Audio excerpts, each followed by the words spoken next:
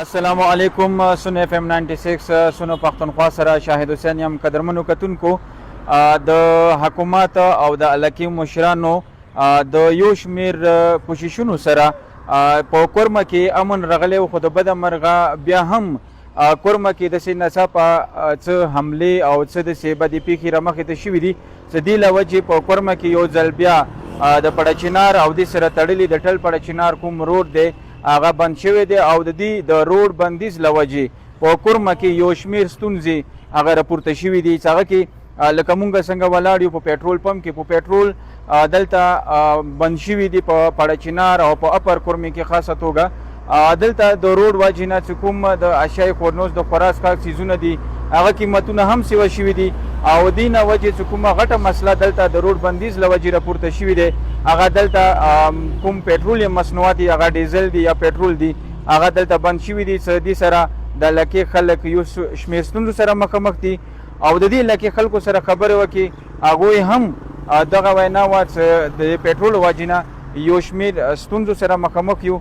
راځئ چې خلکو سره د دې حوالې سره خبرې وکړو. کور مې حالات سم خراب نه وي شوي، پیټرول پمپونه بیا ټیم سره بند شوي وي.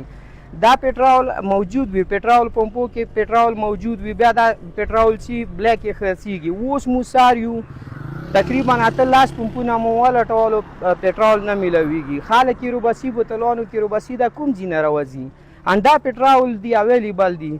زه حکومت یا ریکویسټ کوم، مو مشرانو ته ریکویسټ کوم خدا را دا ظلم بند کوي. کومه حده پورې به ظلم وي؟ کوم سړی چې هغه لږه چلیږي چې هغه مالدار دی هغه ته کور ته هر یو شی میلاویږي، د غریب سړی به اخر څه کوي؟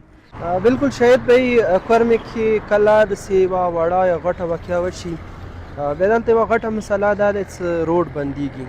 کله چې روډ بند شي نو ټیم باندې یو شی خورنوش نوره مارکیټونه دوکانو باندې هم ډېر زیات رش جوړېږي. او دویمه دا چې پیټرول پمپونه ټول بند شي، هغه د وجې ټوله معاملات زندګي دی هغه درهم برهم شي. نن هم څلورمه ورځ دی دلته څوره اپر کورم کې څوره پیټرول پمپونه دي هغه بند دي. د عمله کوم ډرایوران دي هغوی ته یو لیټر پیټرول یا نه میلاویږي. دغه پیټرول نشتوالي د وجې خلکو ته آمد و رفت کې ډېره غټه مسله ده او خاص کر سکولو کوم بچي دي کلیجونه یا نور کوم داسې ذمه دار جاب هولډر کسان دي هغوی ته خپل ډیسټینیشن ته رسېدله یوه غټه معما جوړه شوې ده. او دغه روډ تقریبا 3-4 ورځو نه بند دی او پیټرولو ډېر مشکلات دي، نور انداسې خوردني کوم چیزونه دي که نه او وړه دي غوړي دي یا نور څه مشکلات دي.